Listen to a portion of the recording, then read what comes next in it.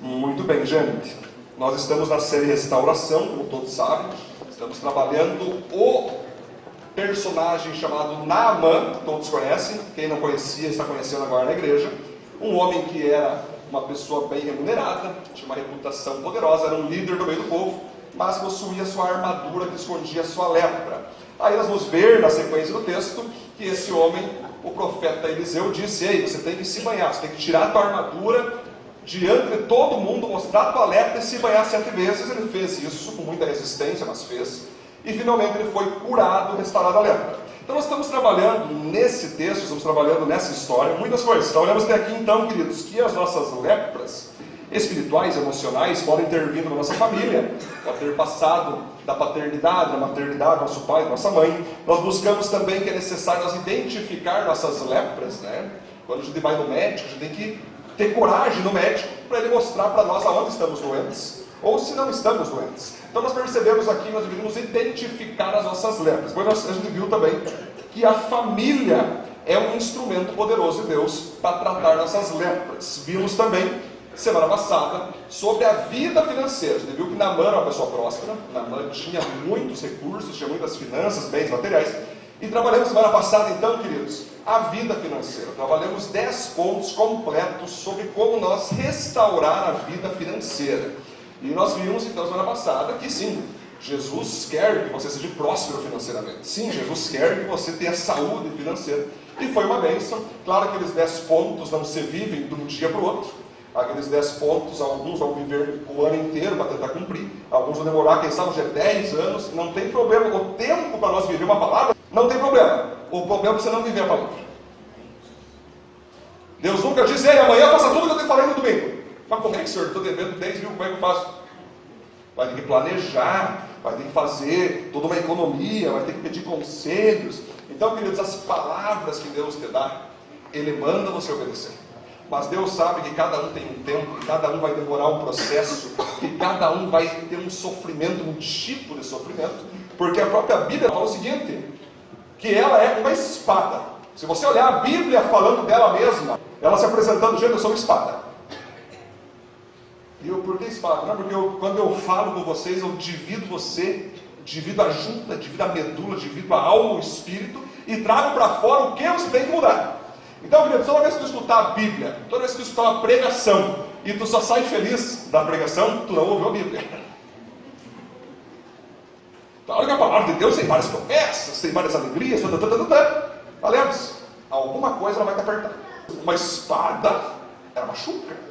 Imagina, no meio do teu coração a espada. Então, o que é legal, gente? Deus, sim, Ele quer que tu ame a palavra, Ele quer que tu escute a palavra, Ele quer que de fato você ame a palavra, sim. Você vai receber palavras, vão te motivar, vão te inspirar, mas principalmente a palavra vai te confrontar, vai te destruir, vai te machucar. Então é normal, às vezes, sair da celebração, viu? Não concordo com o pastor pregou. Mas ele pregou o versículo? Pregou. Mas o versículo? Não foi o pastor, foi o versículo. Tipo, sabe, queridos? Pense com você o seguinte: a palavra de Deus não é uma esponja para massagear teu ego.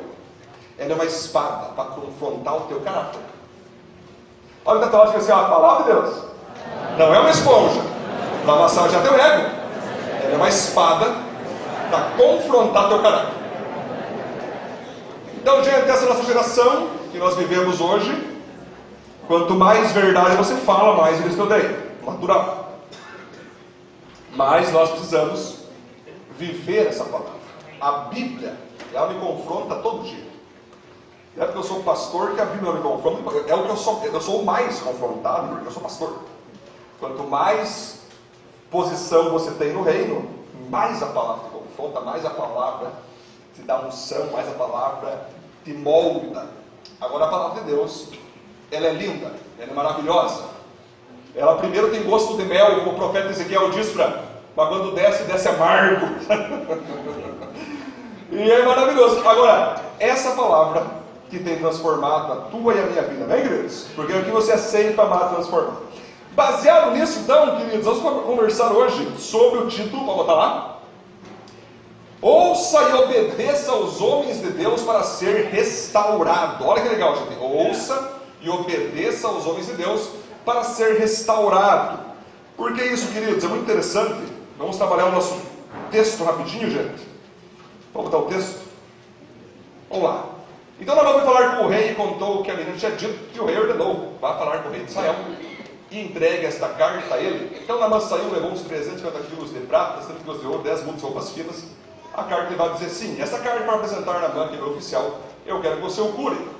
Quando o rei de Israel leu a carta, rasgou suas roupas em sinal de medo e exclamou: como é que o rei da Síria quer que eu cure esse homem? Será que ele pensa que eu sou o Deus que tem o poder de dar a vida e tirá-la? Ele está querendo briga. 2 Reis, capítulo 5. Vamos encontrar ele aqui, ó, gente. Muito bem. É no versículo 8. Versículo 8. Vamos lá. Isso aí. O profeta Eliseu soube do que havia acontecido, mandando dizer ao rei. Olha só que interessante. O profeta Eliseu, né, soube do que havia acontecido e mandou dizer ao rei: por que o senhor está tão preocupado? Mande que esse homem venha falar comigo e eu mostrarei a ele que é um profeta em Israel. Olha só a banca desse profeta Eliseu, hein, gente? Quem olha assim pensa, ó, se achando orgulhoso, tem que ser liberto desse orgulho. Mas é que o cara, gente, a questão é que o profeta Eliseu, ele não se achava o bom. O profeta Eliseu, queridos, ele não estava dizendo que ele era o cara. Ele estava dizendo o seguinte: ei, o Deus que eu sirvo, que eu tenho adorado e louvado, se esse homem vir até mim, eu vou dar uma palavra do céu para ele. E se ele receber, vai ser curado. Então aqui, gente, existe um homem de Deus chamado profeta Eliseu. Aí a grande questão que nós vamos trabalhar agora, gente: como que Deus fala com o ser humano? Vamos passar lá também. Como Deus fala com o ser humano? Vamos lá. As pessoas elas são muito assim: pastor, como é que é essa história que Deus falou? A gente vive numa geração hoje, quando você fala, viu, Deus falou comigo, você vai quase desmaia. Como Deus falou contigo? Deus saiu no trono, ele falou contigo.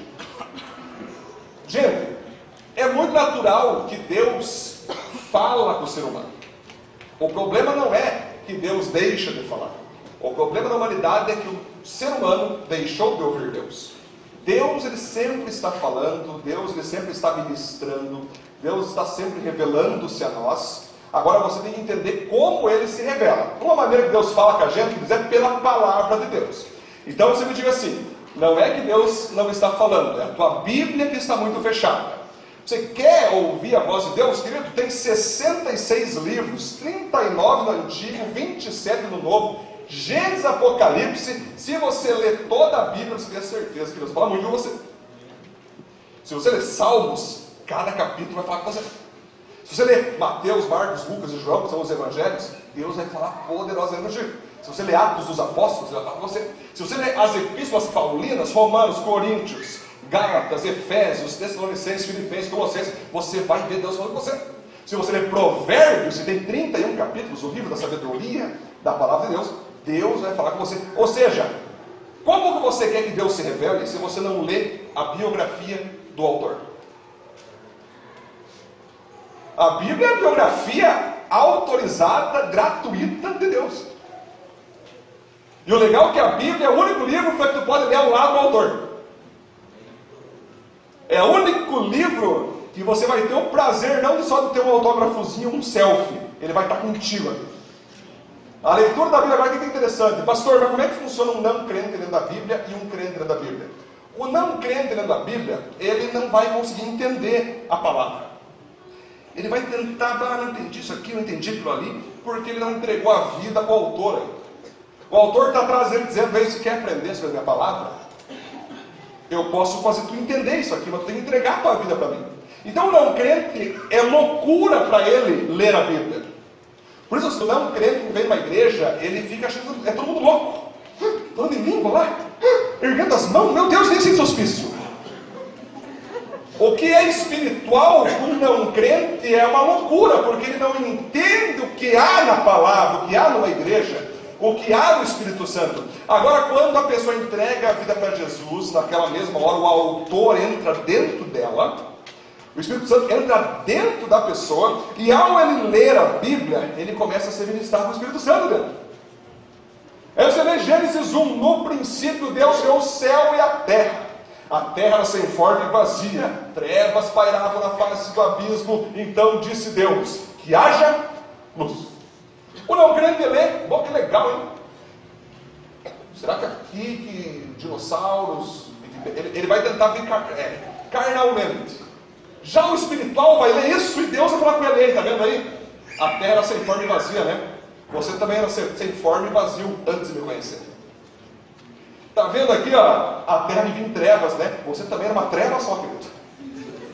Mas ele tu entregou a vida para mim, eu brilhei a minha luz em ti, e você foi iluminado pela minha luz. Aí tu vai começando, calma aí, eu já ouvi isso de algum lugar, Jesus é a luz do mundo. Então Jesus era a luz de Gênesis. Olha que interessante, quando o autor está dentro de mim, eu não só leio, o autor me lê. Então, queridos, quantos capítulos você vai ler por dia? Quantos versículos? Querido, isso é você e Deus. Nós não podemos dizer, ei gente, a partir de semana que vem todo mundo vai ler 20 capítulos. A partir de semana que vem, gente, Deus não está te ordenando quantia, mas te ordenando o princípio. Qual que é o princípio? Ler a Bíblia. Qual que é o princípio? Se debruçar sobre a palavra. Qual que é o princípio? Meditar nessa lei, nessa Bíblia, dia e noite. Sabe o que é meditar? É você ler a Bíblia e começar a falar consigo mesmo sobre ela. Pois é, né, Edson? Tu tem que começar a melhorar nisso. Conforme eu li ali, Edson, tu tem que começar a resolver isso. Orar é falar com Deus. Meditar é falar consigo mesmo. Medite nessa lei. Aí alguns pensam que meditar é ficar assim, né? É bem legal isso aí. Deixa o teu cérebro branco agora. Mas que mentira, hein? Os caras te prometendo, não, você tem que esvazia tua mente. Eu não estou conseguindo, estou pensando na minha mãe agora. Não, tira a mãe, esvazie. Sabe que o Inter ganhou ontem? Esvazie. Meditar não é esvaziar, meditar é preencher. Meditar é tu preencher a mente com a palavra de Deus. Finalmente, irmãos, Filipenses 4:8 vai dizer o seguinte: tudo que for puro, tudo que for amável, tudo que for de boa fama, tudo que for digno, seja isso que ocupe a tua mente. Meditação segundo Deus é como tu preenche a tua mente. Meditação segundo o mundo é como tu esvazia ela. Aí a gente fica pensando, né, os caras da nova era, os caras dos ocultismos. Eles acreditam, Antônio, que tu pode esvaziar a mente, não esvazia coisa nenhuma. Ou tu preenche com as porcarias do pecado, ou tu preenche com as bênçãos da palavra de Deus. Como você vai ouvir a voz de Deus se tu começa a ler livros de promiscuidade? Como que você vai receber a voz de Deus se aquilo que tu lê é tudo menos a palavra de Deus? Então aqui, gente, Deus fala assim: